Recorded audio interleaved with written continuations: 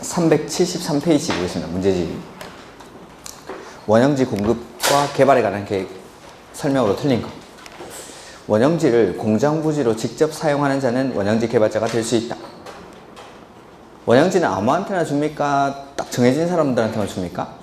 정해진 사람들한테. 그래서 기억이 안 나시면은 보면 되죠.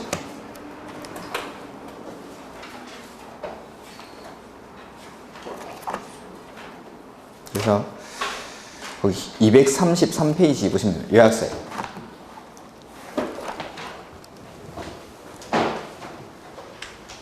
요약서 233페이지 보시면은 그 박스 안에 233페이지 박스 하나 나와있죠? 그 사람들이 원형지 개발자가 될 수 있는 사람들. 그래서 국가지자체 내지는 공공기관 내지는 지방공사, 그 다음에 4번에 국가지자체 공공기관이 시행한 공모에서 선정된 자, 그 다음에 학교나 공장 부지로 직접 사용하는 자. 그러니까 공장 부지로 직접 사용하는 자는 원형지 개발자가 될 수 있죠. 그 다음에 2번, 원형지는 전체 도시개발구역 면적의 얼마? 3분의 1 이내에서만 공급이 가능하죠. 그 다음에 원형지 공급 승인 신청서에는 원형지 사용 조건에 관한 서류가 첨부되어야 한다. 이런 것들은 잘 모르겠으면 그냥 넘어가는 겁니다. 오케이. 4번, 원형지 공급 가격은 개발 계획이 반영된 원형지의 감정 가격으로 한다. 협의. 그렇죠. 원형지 가격은 협의라는 말이 나와있습니다. 협의. 그래서 4번이 틀렸죠. 그 다음에 지자체가 원형지 개발자인 경우에는 매각 제한을 받습니까? 안 받습니까?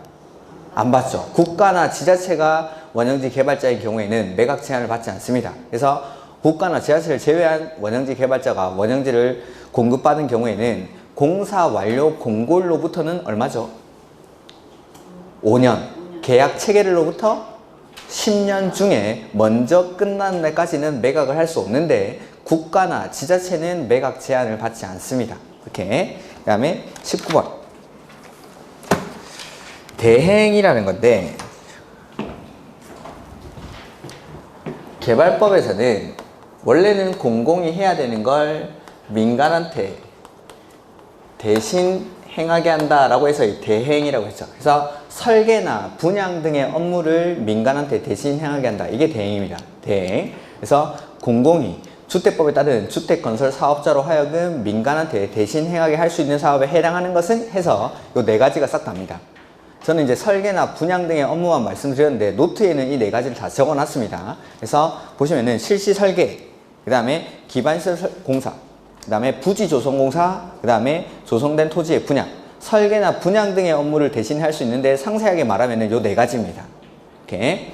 그 다음에 그래서 실시 설계, 기반시설 공사, 그 다음에 부지 조성공사, 그 다음에 완공된 조성된 토지의 분양 등의 업무를 주택건설 사업자로 하여금 대신 행하게 할 수 있다라고 해서 이걸 대행이라고 부르죠. 그 다음에 20번 옳은 것. 사업 시행자가 환지 계획을 작성한 경우에는 누구한테 인가받죠? 환지 계획 인가는? 시장, 군수, 구청장. 다른 것들은 개발법에서 다 지정권자가 하는데 환지 계획의 인가는 시장, 군수, 구청장이. 지금 해설해보면 좀 이상하게 써놨는데 해설 한번 볼까요? 동그라미 1번 사업 시행자라고 되어 있고 행정청이 아닌 사업 시행자 이렇게 바꿔야 된다고 되어 있는데 그것도 틀린 건 맞습니다. 그러니까 행정청이 아닌 시행자가 환지 계획을 작성한 경우에는 그것보다 더 중요한 게 환지 계획의 인가권자가 시도지사의 인가를 받는 게 아니라 시장, 군수, 구청장의 인가를 받는 거. 그게 훨씬 더 중요한 겁니다. 이렇게. 그것도 해설에 있는 것도 틀린 건 맞습니다. 틀린 건 맞는데 행정청이 아닌 시행자가 환지 계획을 작성한 경우에는 시장, 군수, 구청장의 인가를 받는다. 그 다음에 2번 환지로 지정된 토지나 건축물을 금전으로 청산하는 내용으로 환지 계획을 변경하는 경우에는 변경 인가를 받아야 한다. 자, 요거는 변경할 때는 원래 인가 받았으면 인가 받는다 라는 건데 뭘 물어보냐면 경미한 건지 아닌 건지를 물어보는 겁니다. 자, 보면 환지로 지정된 토지나 건축물을 금전으로 청산받는 내용으로 환지 계획을 변경하는 경우. 자, 원래는 이 사람은 토지를 받았어야 됩니다. 토지를 받아야 되는 사람인데 이걸 돈으로 주는 거죠. 토지로 주나 돈으로 주나 똑같은 거다 이 말입니다. 경미한 사항으로 볼 수 있다는 건데 이거는 이렇게 토지 받을 사람한테 그 사람들을 금전으로 청산하는 내용으로 바꾼다라는 것들은 경미한 사항으로 볼 수 있다라는 거. 이런 것들은 기출문제에 나왔었으니까 한번 읽어두는 겁니다. 이렇게. 그래서 환지로 지정된 토지나 건축물을 금전으로 청산하는 내용으로 환지 계획을 변경을 하죠. 토지 줄 사람한테 돈 주겠답니다. 이런 것들은 경미한 것으로 볼 수 있다라고 생각하시면 됩니다. 그 다음에 3번 토지 소유자가 환지 제외 신청이 있더라도 해당 토지를 환지에서 제외할 수 있죠. 신청 동의에 의한 환지 부지정. 나는 원래 환지를 받는 사람인데 나는 환지 받기 싫어요 라고 한 거죠. 싫어요. 환지 받기 싫어요 라고 하면 환지를 줍니까? 환지를 안 줍니까? 안 주죠. 그게 신청 동의에 의한 환지 부지정. 이렇게. 그래서 토지 소유자의 환지 제외 신청이 있더라도 환지를 제외할 수 있죠. 이렇게 신청이 있으면. 신청하면 환지를 안 줍니다. 환지 받기 싫어요 하면. 다만 이러한 토지에 대해서는 임차권자가 있을 때는 임차권자의 동의도 함께 받아야 되죠. 이렇게. 그 다음에 4번 환지 예정지 지정이 있으면 종전 토지에 대한 임차권 등은 종전 토지에 대해서는 물론 환지 예정지에 대해서도 소멸한다. 환지 예정지 지정이 있으면 종전 토지에서 사용수익 권능이 정지되고 이 정지된 사용수익 권능이 어디로 넘어가죠? 환지 예정지로 그대로 넘어온다고 했죠. 그러니까 환지 예정지 지정이 있으면 종전 토지에 대한 임차권자 등은 종전 토지에 대해서는 물론 환지 예정지에 대해서도 소멸한다. 환지 예정지에 대해서는 소멸하면 안 되죠. 오케이. 그 다음에 5번 환지 계획에서 환지를 정하지 아니한 종전 토지에 있던 권리는 환지 처분 공고된 날의 다음 날이 끝나는 때 소멸한다. 만료되는 권리의 만료점은 그냥 환지 처분 공고일이 끝나는 때. 그래서 3번이 정답이라고 되어 있는데 옳은 것. 토지 소유자의 환지 제외 신청이 있더라도 요거는 정확하게 틀렸다고 하면은 임차권자의 동의 없이는 요렇게 하는 게 훨씬 더 정확한 말이겠죠. 임차권자의 동의 없이는 환지 대상에서 제외할 수 없다. 요렇게 해야 정확하게 옳은 지문이 될 거라고 저는 생각합니다. 이렇게. 토지자의 소유자의 환지 제외 신청이 있으면은 환지 대상에서 제외할 수 있죠. 신청 동의에 의한 환지 부지정. 근데 다만 그 토지에 임차권자 등이 있을 때는 임차권자의 동의도 받아야 되니까 임차권자의 동의 없이는 환지 대상에서 제외할 수 없다. 뭐 이런 식으로 하는 게 더 정확하게 맞겠죠. 이렇게. 신청 동의에 의한 환지 부지정일 때는 임차권자의 동의도 같이 받아야 되니까 임차권자의 동의 없이는 환지 신청 대상에서 제외할 수 없다. 이렇게 하는 게 정확하게 어느 집입니다. 기출문제도 그렇게 되어 있습니다. 기출문제도. 이거는 말이 이게 잘려져 있는 겁니다. 그 다음에 21번 문제. 틀린 것. 시행자는 환지 방식이 적용되는 도시개발구역에 있는 조성토지 등의 가격을 평가할 때는 토지평가협의회 심의를 거쳐 결정하되 그에 앞서 뭐 해야 되죠? 감정평가. 이거 맞죠? 그 다음에 행정청이 아닌 시행자가 환지계획을 작성한 경우에는 시장, 군수, 구청장의 인가를 받아야 된다. 환지계획 인가 누가 하죠? 시장, 군수, 구청장 맞죠? 행정청인 시행자가 환지계획을 정하려고 하는 경우에는 해당 토지의 임차권자는 공람기관에 시행자에게 의견서를 제출할 수 있다. 의견 듣고 환지계획을 작성하면 돼요. 이런 것들은 그냥 참고로 잘 모르겠으면 넘어가는 겁니다. 이런 것들은. 그 다음에 환지계획에서 정하여진 환지는 그 환지 처분이 공고된 날의 다음 날부터 종전토지로 본다. 그렇죠? 언제부터 소유자가 됩니까? 그러니까 다음 날. 그 다음에 환지 설계 시 적용되는 토지 건축물의 평가액은 최초 환지계획 인가 신청 시를 기준으로 하여 정하되 환지 계획의 변경 인가를 받아 변경할 수 있다. 원칙적으로는 변경할 수가 없습니다. 원칙적으로는. 요거는 조금 어려운 문제인데 자 보면 해설을 읽어보죠. 환지 설계 시 적용되는 토지 건축물의 평가액은 최초 환지계획 인가 시를 기준으로 하여 정하고 원칙은 변경할 수가 없습니다. 그러니까 별다른 조건이 안 붙어 있으니까 원칙은 변경할 수 없다라고 해야 옳은 지문입니다. 변경할 수 있다가 아니라. 근데 뒤에 환지 후 토지 건축물의 평가액은 실시 계획의 변경으로 평가 요인이 변경된 경우에만 변경 인가를 받아 변경할 수 있다. 그러니까 원칙은 변경이 안 되는데 평가 조건이 달라졌을 때에만 예외적으로 변경할 수 있답니다. 요거는 조금 어려운 문제라고 생각하시면 됩니다. 이것들은. 그 다음에 22번 조합. 옳은 것. 조합원은 도시개발구역 내의 토지 소유자 및 저당권자. 도시개발법에서 조합원 되는 사람이 누구죠? 그냥 토지 소유자. 개발법에서는 조합원이 될 수 있는 사람은 토지 소유자. 개발법에서는 토지 소유자, 정비법에서는 토지 등 소유자. 이렇게. 2번, 의결권이 없는 조합원은 조합원 임원이 될 수 없습니다. 의결권을 가진 조합원들 중에서 정관으로 정하는 바에 따라서 임원을 선출합니다. 3번, 조합원으로는 제가 금고 이상의 형을 선고받은 경우에는 그 사유가 발생한 다음 날부터 조합원의 자격을 상실한다. 임원의 자격을 상실해야죠. 조합원의 자격을 상실하는 게 아니라 임원. 그 다음에 조합원은 도시개발구역 내에 보유한 토지 면적에 비례해서 평등한 의결권을 가지죠. 평등한 의결권. 그 다음에 조합원이 정관에 따라 부과된 부과금을 체납하는 경우에는 조합은 특별 시장, 군수, 구청장에게 그 증수를 위탁할 수 있다. 네. 조합은 민간이니까 자기가 법 집행을 직접 할 수는 없죠. 그래서 시장, 군수, 구청장에게 그 징수를 위탁할 수가 있습니다. 5번이 정답. 그 다음에 임원에 관한 설명으로 틀린 것. 이사는 의결권을 가진 조합원이어야 한다. 그렇죠. 임원 자체가 의결권을 가진 조합원 중에서 선출하는 겁니다. 임원을. 그 다음에 이사는 그 조합의 조합장을 겸할 수 없다. 네. 겸직 금지 의무. 임원은 그 조합의 다른 직원이나 임원을 겸할 수가 없고 같은 목적의 사업을 하는 다른 조합의 직원이나 임원을 겸할 수가 없다. 그 다음에 감사의 선임은 총회의 의결을 거쳐야 한다. 임원의 선임은 필수죠. 총회의 정권사항 있죠. 총회의 정권사항 뭐였죠? 정화나 게임에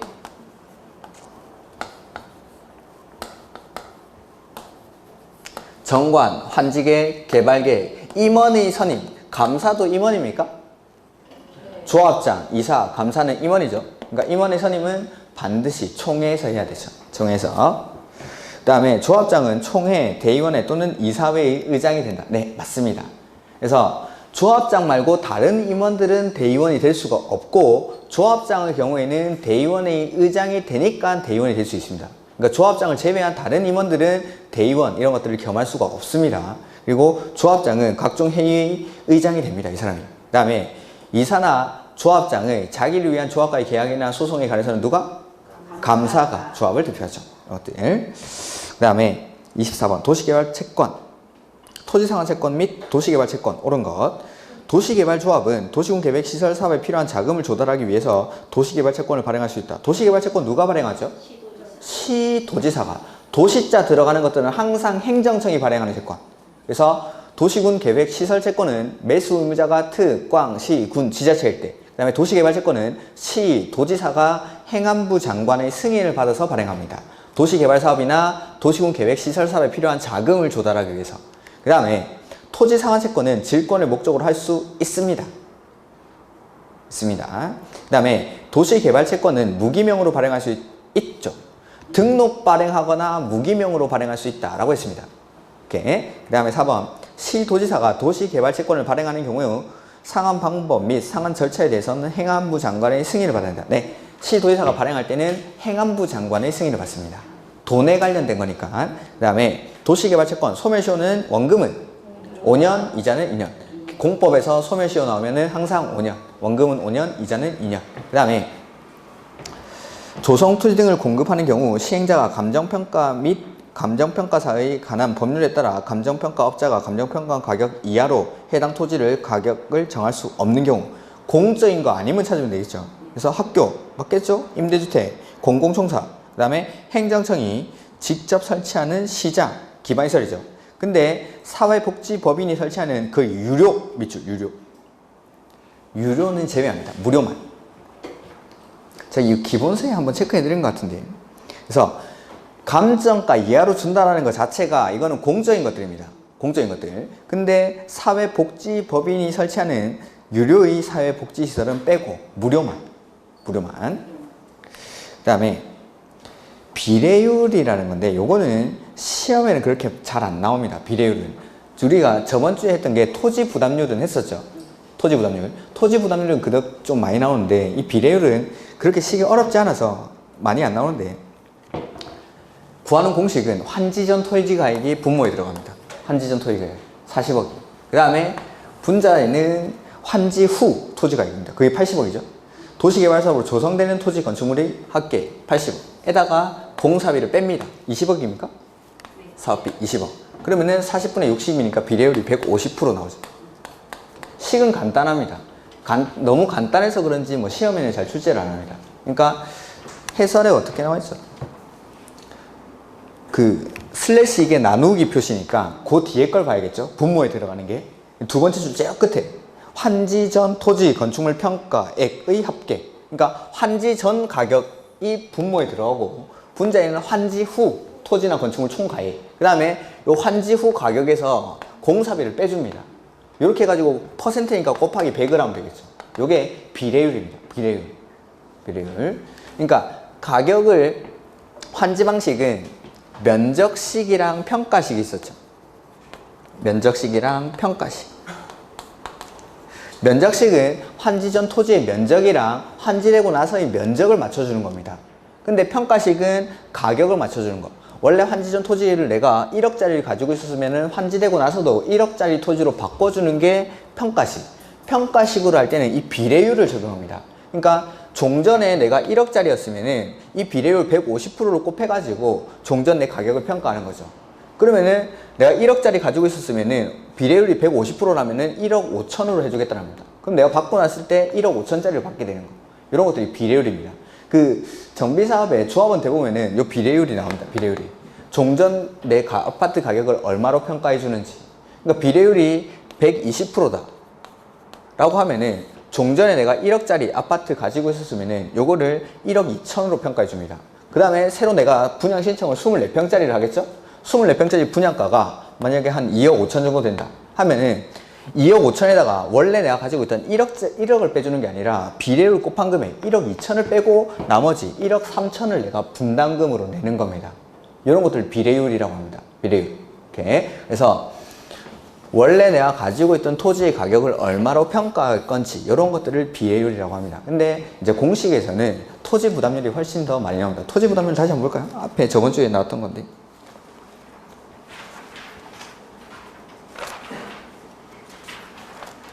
368페이지 나오죠.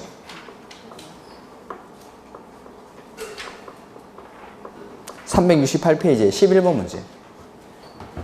비례율은 환지 전 토지 가액에 그 다음에 환지 후 토지 가액에다가 공사비 뺀 거 나눠주면 되는 거. 이게 이제 비례율이고, 요것보다는 토지 부담률이 시험에는 훨씬 더 많이 나옵니다. 그래서 맨 밑에 여기서는 분모에는 환지 계획구역 전체 토지 면적이 들어가죠. 환지 계획구역 전체 면적 분의 위에는 뭐가 들어갔죠? 보류지 면적. 해서 아래 위로 똑같은 거 빼준다고 했죠. 그래서 시행자에게 무상 기속되는 면적이랑 원래 시행자하고 소유하고 있던 면적, 요 두 가지를 더해가지고 아래 위로 똑같이 빼주는 겁니다. 시행자에게 무상 기속되는 공공시설 면적이랑 시행자가 원래 소유하고 있던 면적을 아래 위로 똑같이 빼주는 거. 요게 토지 부담률 구하는 공식. 이렇게. 근데 비례율보다는 토지 부담률이 시험에는 훨씬 더 많이 나옵니다. 이렇게. 그 다음에 380페이지. 환지 방식 틀린 것. 시행자는 27번 문제. 규약으로 정하는 목적을 위해서 일정한 토지를 환지로 정하지 아니하고 보류지로 정할 수 있다. 규약, 정관, 시행 규정으로 환지로 정하지 않고 보류지로 다른 목적으로 쓰기 위해서 빼놓은 땅을 보류지라고 하죠. 그 다음에 시행자는 도시개발 사업을 시행을 위해서 필요하면 도시개발구역의 토지에 대해서 환지 예정지를 지정할 수 있다. 환지 예정지는 꼭 지정을 해야 되는 게 아니라 필요하면 할 수 있는 겁니다. 해주면 고마운 거. 이렇게. 그래서 할 수 있다, 이게 핵심입니다. 3번. 시행자는 채비지의 용도로 환지 예정지가 지정된 경우에는 사용, 수익하는 것뿐만 아니라 뭐까지 할 수 있죠? 처분까지. 채비지 목적으로 환지 예정지가 지정되면 사용, 수익하는 것뿐만 아니라 처분까지도 가능합니다. 처분까지도. 그 다음에 군수는 주택법에 따른 공동주택 건설을 촉진하기 위해서 필요하다고 인정하면 채비지 중 일부를 같은 지역에 집단으로 정하게 할 수 있다. 맞죠? 이것도. 그 다음에 5번. 채비지는 환지 계획에서 정한 자가 환지 처분 공고된 날에 해당 소유권을 시작한다. 채비지는 누가? 다음 날이 아니라 시행자가. 채비지는 시행자가, 보류지는 환지 계획에서 정한 자가 각각 언제부터 소유자가 됩니까? 그러니까 환지 처분 공고일의 다음 날에. 채비지는 시행자가, 보류지는 환지 계획에서 정한 자가. 이렇게 누가 취득하는지 이걸 좀 바꿔냅니다. 그 다음에 환지 계획에 포함되어야 할 사항이 아닌 것. 환지 설계 맞죠? 필지별로 된 환지 명세 새거, 필지별 권리별로 된 청산 대상 토지 명세 헌거, 채비지 보류지 명세 비용. 청산금은 아니죠. 요거 대신에 뭐 들어가야 되죠? 입체 환지를 계획한 경우에는 입체 환지에 관한 사항. 이렇게 해서 환지 계획의 내용도 뭐 시험에는 자주 출제가 되는 거. 그 다음에 원형지 틀린 거. 원형지는 도시개발구역 안의 도시개발사업으로 조성되지 아니한 상태의 토지를 말한다. 원래 형태의 토지다라고 해서 원형지라고 부르는 거죠. 그래서 맞죠. 이거는. 그 다음에 공급될 수 있는 면적은 3분의 1 이내로. 그 다음에 원형지 개발자인 지자체는 10년의 범위에서 매각할 수 없다? 국가나 지자체는 매각 제한을 받지 않죠. 이렇게 항상 똑같은 게 나옵니다. 국가, 지자체 매각 제한을 받지 않는다. 그 다음에 도시개발구역의 지정권자는 원형지 공급 개발의 승인을 할 때에는 교통처리계획 및 기반시설 등에 관한 이행 조건을 붙일 수 있다. 자,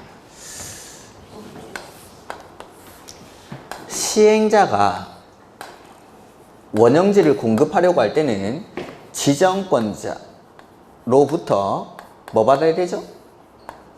승인을 받아서 공급합니다. 그러니까 조성토지는 공급계획을 제출만 하면 되는데 원형지를 공급하려고 할 때는 지정권자의 승인을 받아서 시행자가 원형지 개발자랑 계약을 맺어서 원형지를 공급하는 거죠. 이래서 시행자가 지정권자로부터 승인을 받기 위해서 먼저 공급계획을 제출합니다.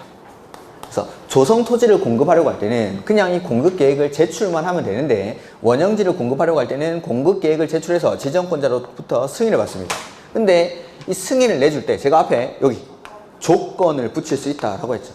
조건을 붙여서 승인을 할 수가 있습니다. 이렇게. 그 다음에 5번. 원형지를 공장부지로 직접 이용하려는 자는 원형지 개발자로 선정하는 경우에는 경쟁입찰 방식으로 하며 경쟁입찰 결과 2회 이상 유찰된 경우에는 수의계약 방법으로 할 수 있다. 자, 원형지 개발자 원칙은 선정을 어떻게 하죠?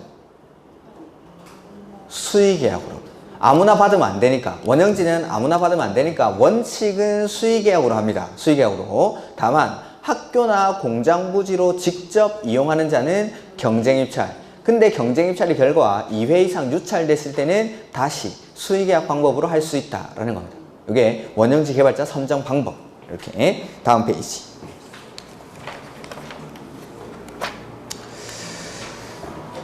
총회의 의결사항 중 대의원회가 총회의 권한을 대행할 수 없는 것은, 여기 총회의 정권사항 찾는 거죠. 정화나 게임의 중에 뭐죠?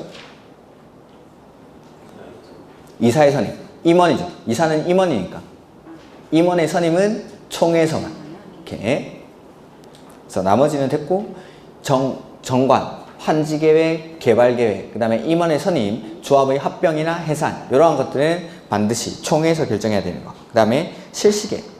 실시계획에는 뭐가 반드시 포함되어야 되죠? 지구단위계획. 개발법 실시계획에는 지구단위계획이 포함되어야 한다. 2번. 시행자는 사업시행 면적을 10% 나왔고 감소 나왔죠. 변경인가를 받아야 한다? 아니겠죠. 10% 나오면 경미한 사항인지 의심하라고 했죠. 그 다음에 감소까지 아주 확실하게 나와줬습니다. 그러니까 이러한 것들은 경미한 사항이니까 변경인가를 받지 않아도 된다. 그러니까 이런 경미한 사항들은 문제를 푸시면서 이런 것들 나오면 경미한 사항이던데 라는 것들을 감으로 아셔야 됩니다. 이렇게 숫자 10%가 많이 나오고 그 다음에 감소, 단축, 축소 뭐 이런 것들. 이렇게. 그 다음에 지정권자가 실시계획을 작성하거나 인가하는 경우 시도지사가 지정권자이면 시장, 군수, 구청장의 의견을 미리 들어야 한다. 맞죠? 국장이 지정권자일 때는 시, 도, 대도시, 시도지사가 지정권자일 때는 시장, 군수, 구청장의 의견을 듣고 인가를 해야 되죠. 이렇게. 그 다음에 4번. 실시계획에는 사업 시행에 필요한 설계도서, 작은계획, 시행기간, 그 밖에 대통령령으로 정하는 사항과 서류를 명시하거나 첨부해야 한다. 뭐 그러려니 하는 겁니다. 그 다음에 실시계획을 고시하는 경우에는 뭐가 의제된다라고 되어 있죠? 그렇죠? 실시계획을 고시한 경우에는 국계법에 따라 관리계획으로 결정하여야 할 사항은 같은 법에 따른 관리계획 결정되어 고시된 것으로 본다. 이게 실시계획 인가의 효과죠.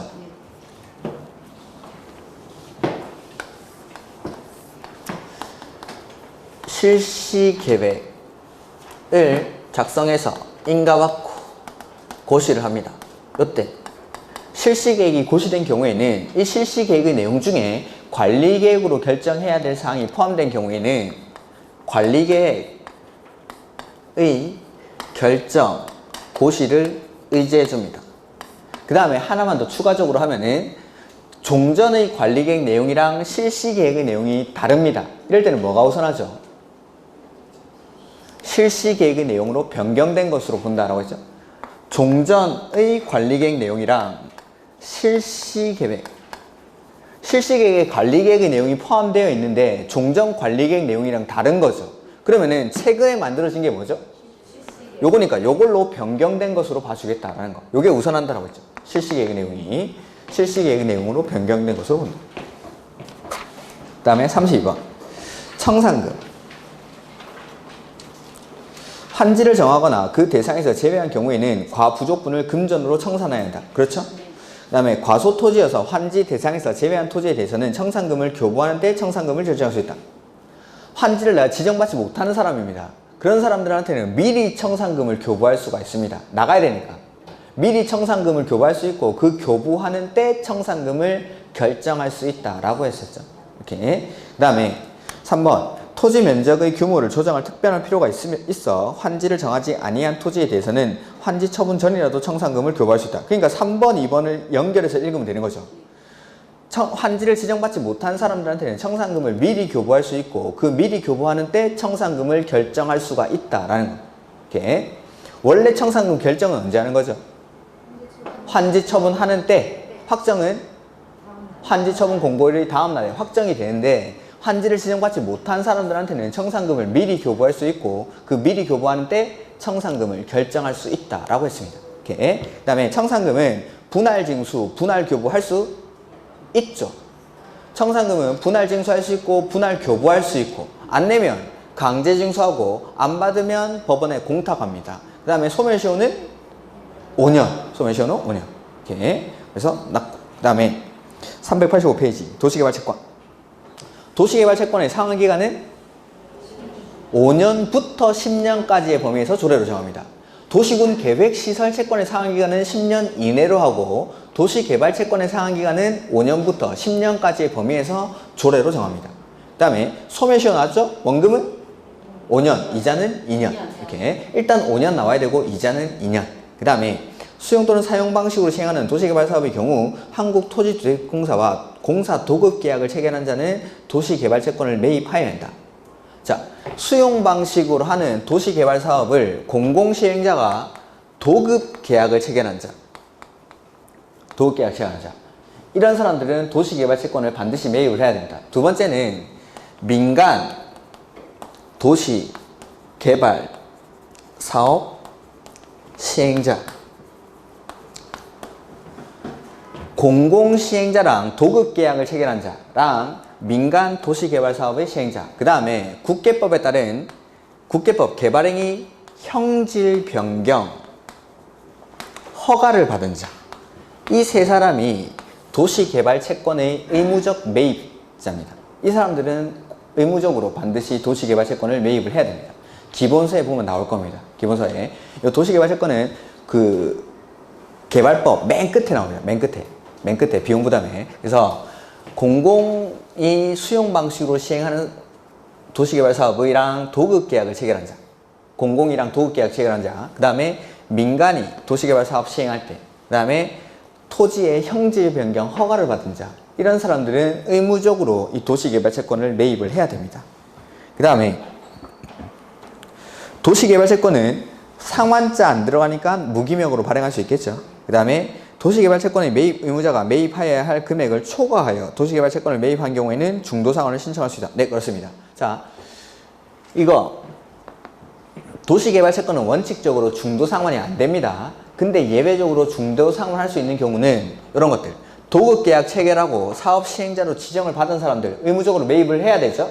근데 매입 의무자의 귀책 사유 없이 매입 의무가 없어졌을 때, 이럴 때는 예외적으로 중도상환해 줍니다. 두 번째, 이게 뭐 하나 두 개고, 그 다음에 세 번째는 모르고 착오로 매입을 했을 때, 안 사도 되는데 매입했을 때, 그 다음에 세 번째는 1억만 사면 되는데 지금처럼 2억 초과해서 매입을 했을 때, 에는 중도 상환이 가능합니다. 자, 다시 한번 해볼까요? 자, 나머지 내용들이 지문에 다 있으니까 이런 사람들은 도시개발채권을 의무적으로 매입해야 됩니다. 도시개발 사업의 공공시행자가 수용 방식으로 시행하는 사업을 도급계약을 체결한 사람, 이런 사람들. 그 다음에 민간 도시개발 사업의 시행자, 그 다음에 국계법에 의한 개발행위 허가에서 형질 변경 허가를 받은 사람, 이런 사람들은 도시개발 채권을 의무적으로 매입을 해야 됩니다. 그 다음에 도시개발채권은 원칙적으로 중도상환이 안 되는데 예외적으로 중도상환할 수 있는 경우는 이런 것들. 매입 의무자의 귀책 사유 없이 매입 의무가 없어졌을 때. 그러니까 도급계약 체결했는데 수급인의 귀책 사유 없이 도급계약이 취소됐을 때. 그 다음에 시행자로 지정을 받았는데 시행자의 귀책 사유 없이 시행자 지정이 취소됐습니다. 이럴 때는 중도상환 해줍니다. 그 다음에 안 사도 되는데 모르고 샀을 때. 그 다음에 지금 지문처럼 원래 1억 원치만 사면 되는데 초과해서 매입을 했을 때 N은 예외적으로 중도상환이 가능합니다. 이런 것들. 그 다음에 도시개발채권 옳은 거. 도시개발채권의 매입 의무자가 아닌 자가 모르고 샀죠? 모르고 사면 중도상환이 가능하죠. 1번이 맞죠. 그 다음에 시도지사는 도시개발채권을 발행하는 경우에는 누구한테 승인받죠? 행안부 장관. 행안부 장관. 행안부 장관. 3번. 도시개발채권 상환기간은 5년부터 10년까지 범위에서 조례로 정합니다. 그 다음에 소멸시효. 원금은 5년. 이자는 2년. 그 다음에 매입필증은 5년간 보관이 됩니다. 5간. 이런 것들은 참고로 보시면 됩니다. 그 다음에 비용부담. 자, 우리가 이거 국계법에서 한번 했습니다. 국계법에서. 근데 그 내용이랑 약간의 차이가 있는데 그것만 보시면 압니다. 자, 도시개발 사업에 필요한 비용은 도시개발법이나 다른 법률에 특별한 규정이 있는 경우를 제외하고는 원칙, 시행자가 부담한다라고 했죠. 시행자 부담이 원칙인데 이익을 얻는 사람한테 부담시킬 수 있다. 제가 프린트로 나눠드린 겁니다. 비용 부담. 그 다음에 2번. 지자체장이 발행하는 도시개발채권의 소멸시효는 상일부터 원금은 5년, 이자는 2년. 그 다음에 시행자가 지자체인 경우 공원, 녹지, 조성비 전부를 국고에서 보조하거나 융자할 수 있다. 이거는 옳은 지문입니다. 이거는. 자, 우리가 그 나눠드렸던 프린트에 보면은 시행자가 하는 사업으로 인해서 이익을 얻는 지자체에다가 이익을 얻는 사람에 대해 일부 비용을 부담시킬 수 있다라고 했죠. 수익자 부담의 예외. 이렇게. 그 다음에 뭐 공공시행자인 경우에는 도시군 계획 시설 사업에 필요한 비용의 2분의 1까지, 50%까지. 근데 비행정청일 때는 3분의 1 정도 보조할 수 있다라고 했습니다. 이렇게. 그 다음에 4번. 시행자는 공동구를 설치하는 경우에는 다른 법률에 따라 그 공동구에 수용될 시설을 설치할 의무자가 있는 자에게 공동구 설치에 드는 비용을 부담시킬 수 있다. 뭐 이런 것들은 그냥 한번 읽어두시는 겁니다. 5번. 도시개발 사업에 관한 비용 부담에 대해서 대도시시장과 시도지사 간의 협의가 성립하지 않죠. 시도지사 간의 협의가 안 됩니다. 어떻게 하죠? 행안부 장관. 자, 다시 한번 해볼까요? 우리 비용 부담에서 나왔던 게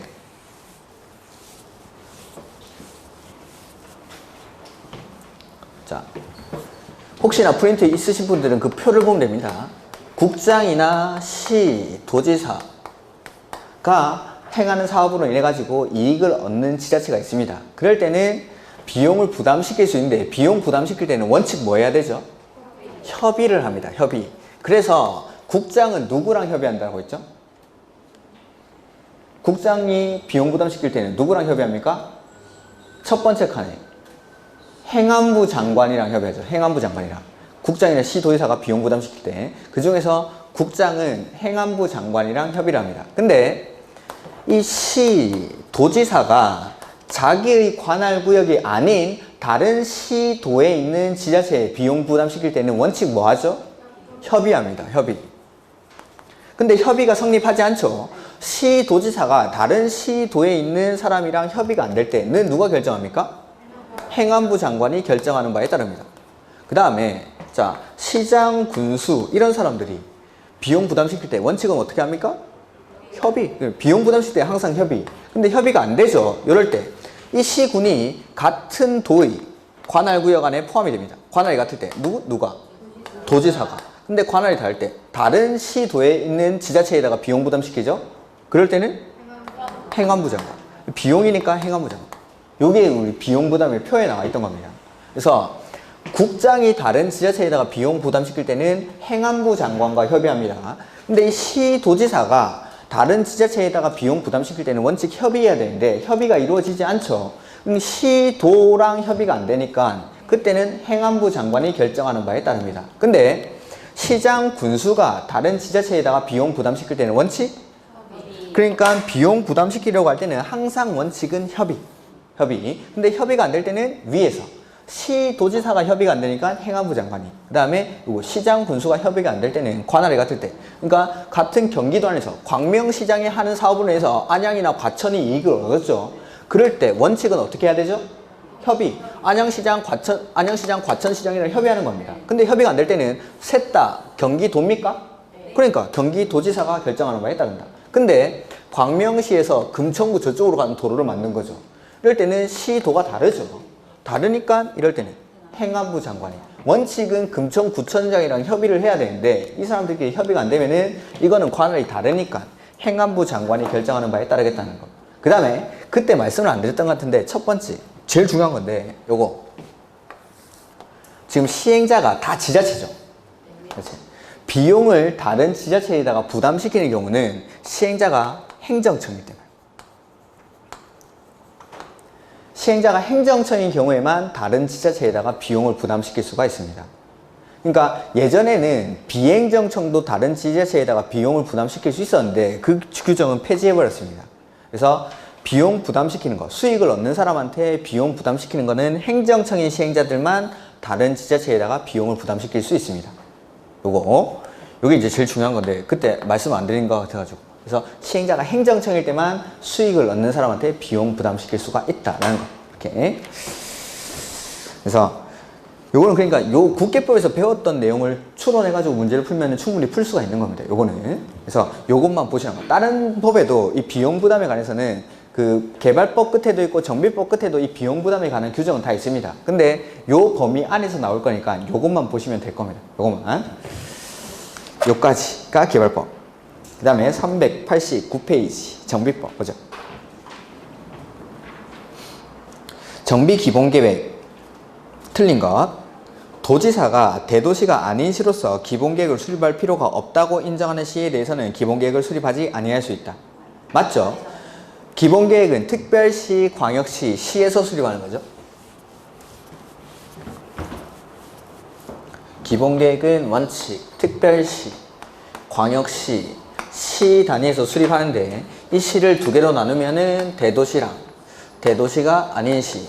대도시는 의무적으로 수립을 해야 되고 대도시가 아닌 시는 도지사가 인정하면 수립하지 아니할 수 있다. 원칙은 시니까 해야 되는데 도지사가 인정하면 수립하지 아니할 수 있다. 그 다음에 국장은 기본계획에 대해서 5년마다 타당성 여부를 검토해서 그 결과를 기본계획에 반영해야 한다. 재검토는 이 계획뿐만 아니라 다른 계획들도 다 만든 사람이 재검토를 하는 겁니다. 만든 사람이 특별시장, 광역시장, 시장이죠. 그럼 재검토는 항상 수립권자가. 이 그 정비 기본계획뿐만 아니라 다른 계획들도 재검토를 뭐 5년마다 한다는 게 많이 나오는데 그 재검토들은 수립권자가 재검토를 하는 거지 다른 사람이 재검토하는 게 아닙니다. 만든 사람이 재검토를 합니다. 만든 사람이. 그 다음에 기본계획의 수립권자는 기본계획을 수립하려는 경우 주민한테 의견 듣는 거는 14일. 그 다음에 기본계획에는 사회복지시설 및 주민문화시설 등의 설치계획이 포함되어야 한다. 뭐 저는 모르겠습니다. 5번 대도시 시장이 아닌 시장은 기본계획의 내용 중 정비사업의 계획의 기간을 단축, 나왔죠? 변경 승인을 받지 아니할 수 있다. 맞겠죠? 단축 나왔으니까. 그래서 일단 2번에서 정답을 찾으셔야 되는데 4번 같은 것들은 저는 계획의 내용은 설명을 안 드렸습니다. 안 배운 건 정답이 아닙니다. 안 배운 건. 계획의 내용 이런 것들은 그냥 뭐뭐뭐는 계획에 포함될 수 있다. 뭐 그러려니 하는 겁니다. 이런 것들은. 그 다음에 정비 기반 시설에 해당하는 것, 해당하지 않는 것. 그러니까 공동 이용 시설 찾으라는 겁니다. 정답이 뭐죠? 정답을 써놨죠. 공동이라고. 공동 작업자. 공동 이용 시설입니다. 정답을 거의 뭐 써놓은 거랑 마찬가지죠. 그러니까 정비 기반 시설은 우리가 국계법에서 배웠던 기반 시설입니다. 기반 시설인데 정비 사업이랑 관련된 기반 시설이니까 그 하천, 공공공지, 공용 주차장, 공원 이런 것들 다 기반 시설에 해당하죠. 그런 것만으로 봐도 1번이 공동작업자. 이게 정답입니다. 다음에 설명에 해당하는 정비사업은 도시 저소득 일단 나왔죠. 멈죠 이거? 주거환경. 저소득 육류 순간 그냥 저는 지문을 볼 것 같은데 주거환경 개선사업. 그 다음에 재건축사업, 재개발사업, 도시환경 정비사업 이런 것들은 지금은 존재하지 않는 사업입니다. 예전에 있던 사업, 예전에. 그 다음에 4번 토지 등 소유자에 해당하지 않는 자. 자, 토지 등 소유자의 개념을 아까 필기 안 했으니까 한번 해보죠. 개선사업이나 재개발사업. 개선사업이나 재개발사업에서 토지 등 소유자에 해당하는 사람은 토지 소유자 또는 건축물 소유자들 또는 그 지상권자, 이런 사람들이 토지 등 소유자에 해당하죠. 근데 재건축 사업의 경우에는 건축물 및 그 부속 토지 소유자가 토지 등 소유자에 해당합니다. 그래서 주거환경 개선 사업의 경우 정비구역 안에 소재한 건축물 소유자, 맞죠? 건물만 가지고 있어도 되니까. 그 다음에 주거환경 개선 사업의 경우 정비구역 안에 소재한 토지 소유자, 맞죠? 토지만 가지고 있어도 되고, 재건축 사업의 경우 정비구역 안에 소재한 건축물의 부속 토지 소유자, 부속 토지의 지상권자는 안 되죠. 보통은 토지 등 소유자 이런 거 나오면 정답은 재건축 사업이 되는 경우가 많습니다. 거의 대부분이. 뭐 꼭 그렇다는 건 아니고, 재건축 사업이 시험 내기 좋으니까. 그 다음에 재개발 사업의 경우 지상권자도 토지 등 소유자에 해당합니까? 네. 그 다음에 재개발 사업의 경우 정비구역 안에 소재한 토지 소유자도 해당하죠. 이렇게. 그 다음에 정비 기반시설, 이런 것들이 그러니까 심심치 않게 나옵니다. 정비 기반시설에 해당하는 거. 광장, 요거 맞죠? 광장은 기반시설이었으니까. 광장. 기반시설 찾는 겁니다. 국계법에서 배웠던. 그 다음에 밑에 나오는 놀이터, 타가소, 마을회관, 구판장 이런 것들은 공동이용시설에 해당하죠. 그 다음에 6번에 공동이용시설에 해당하지 않는 것, 요건 정답이 유치원입니다. 유치원. 타가소나 어린이집은 공동이용시설에 해당하는데 유치원은 공동이용시설에 해당하지 않습니다. 이렇게. 유치원은 제가 학교라고 했죠. 이거 초등 교육과정 안에 들어가는 게 유치원입니다. 이렇게. 그래서 요거는 기반시설로 보는 쪽이 더 가깝습니다. 이렇게. 그 다음에 7번 틀린 것. 건축물이 훼손되거나 일부가 멸실되어 붕괴, 그 밖에 안전사고, 우려가 있는 건축물은 노후불량 건축물에 해당한다. 왠지 그런 거 같죠? 그 다음에 2번 주거환경 개선 사업이라 함은 정비 기반시설은 양호? 일단 틀렸죠. 이거는 재건축 사업에 관한 설명이죠. 양호하나 노후불량 건축물이 밀집한 지역, 노후불량 건축물에 해당하는 공동주택이 밀집한 지역이라고 해야 정확한 재건축 사업입니다. 이렇게. 이거는 예전 조문을 그대로 내가지고. 그 다음에 도로, 이 기반시설이죠.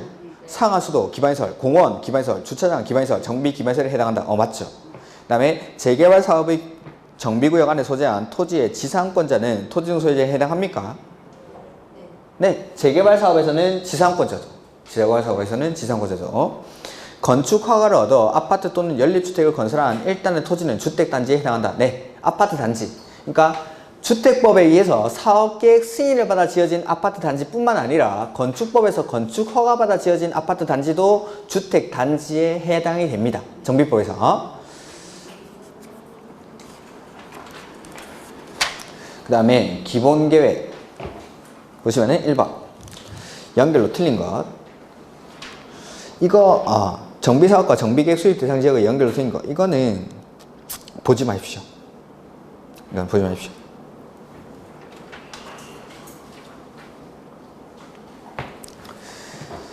요거는 조금 어려운 문제입니다. 그냥 안 보시는 걸 추천해요. 지금 해설 나오죠?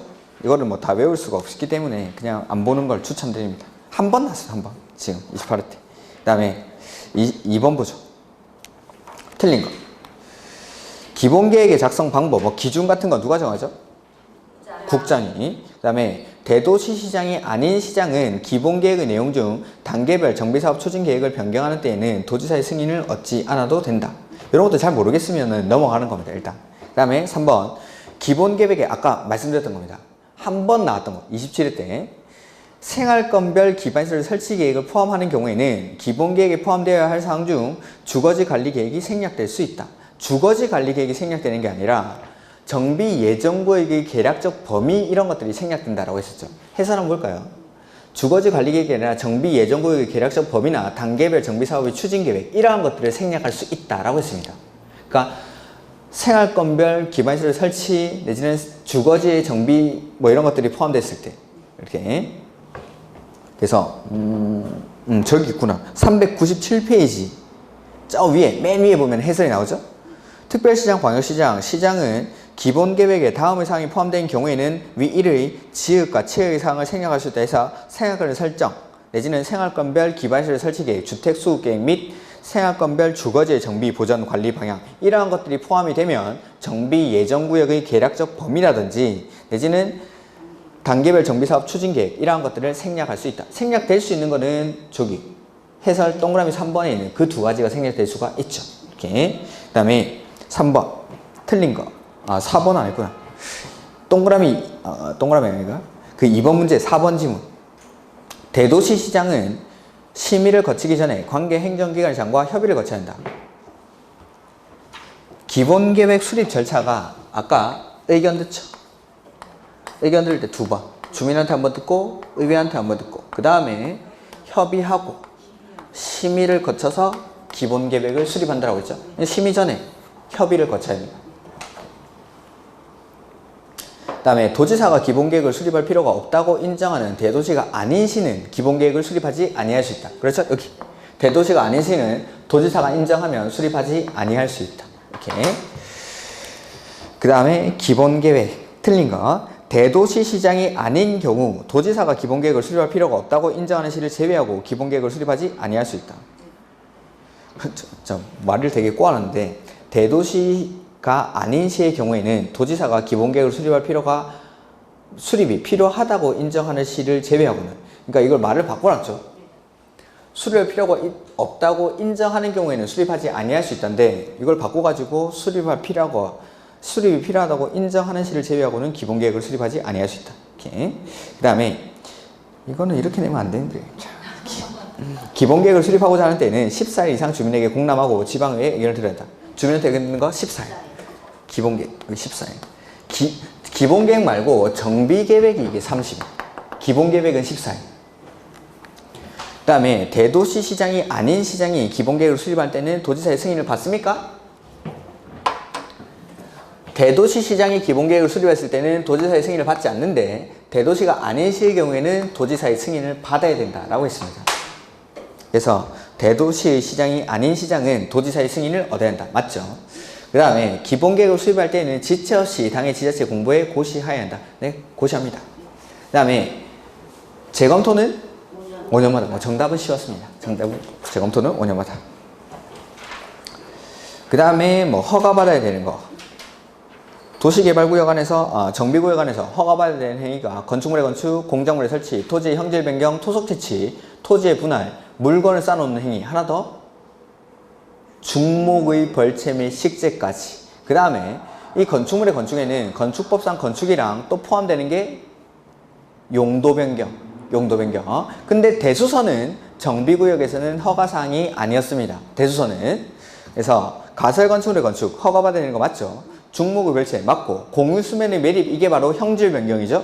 그 다음에 이동이 용이하지 아니한 물건을 1개월 이상 쌓아놓는 행위 다 맞죠. 모두 허가받아야 되는 행위. 그 다음에 정비구역 등을 해제를 요청하여야 하는 경우가 아닌 것. 추진위원회 승인이 취소된 경우, 조합 설립 인가가 취소된 경우. 그 다음에 3번 이거는 추진위원회 승인이나 조합 설립 인가가 취소되면은 정비구역을 해제를 해야 되는 거고, 그 다음에 3번에 조합에 의해서 재개발 사업에서 토지 등 소유자가 정비구역으로 지정고시된 날부터 2년이 되는 날까지 조합 설립 추진위원회 나왔죠?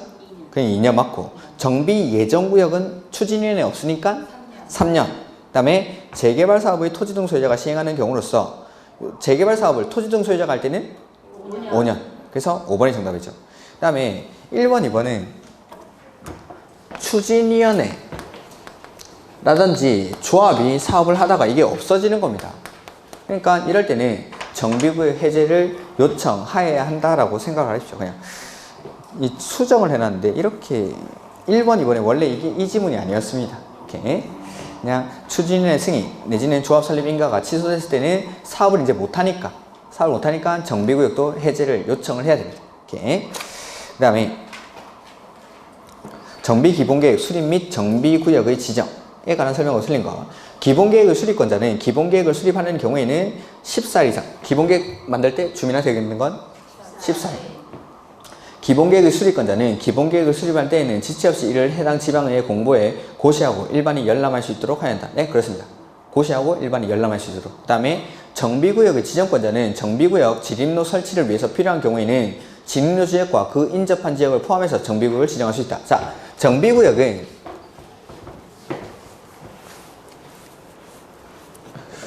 원칙적으로 노후불량 건축물이 밀집한 지역, 이런 데다가 정비구역을 지정하는 겁니다. 근데 재개발, 재건축을 하게 되면 여기 아파트 단지를 짓겠죠? 근데 도로가 이쯤에 있는 거죠. 그럴 때는 이 진입도로 등을 설치하기 위해서 필요한 경우에는 정비구역이 아닌 이러한 구역들도 불가피하게 정비구역에 포함될 수도 있습니다. 이렇게. 그 다음에 4번 정비구역에서는 주택법에 따른 지역주택조합원을 모집해서는 안 된다. 당연한 소리 아닐까요? 여기 아파트 정비사업 할 건데 여기다가 우리 아파트 지을게 라고 하는 거는 말도, 난 다른 사람 아파트 짓는데 그 위에다가 나도 지을게 하는 겁니다. 그 다음에 5번 정비구역에서 물건을 쌓아놓는 행위는 얼마 동안? 1개월 이상. 1개월 이상. 1개월 이상. 시장, 분수 등의 허가를 받아야 한다. 그 다음에 7번 지방의회 의견 청취를 생략할 수 있는 경우가 아닌 것. 뭐 경미한 사항이겠죠. 경미한 사항. 공동이용시설에 대한 설치 계획을 변경하는 경우. 정비사업 기간을 단축. 일단 단축 나왔으니까 요거는 일단 됐고. 그 다음에 사회복지시설 및 주민문화시설 등에 대한 설치 계획을 변경하는 경우. 일단 요것도 공공시설이니까 1번, 3번이 좀 비슷한 거겠죠. 1번, 3번은 공동이용시설.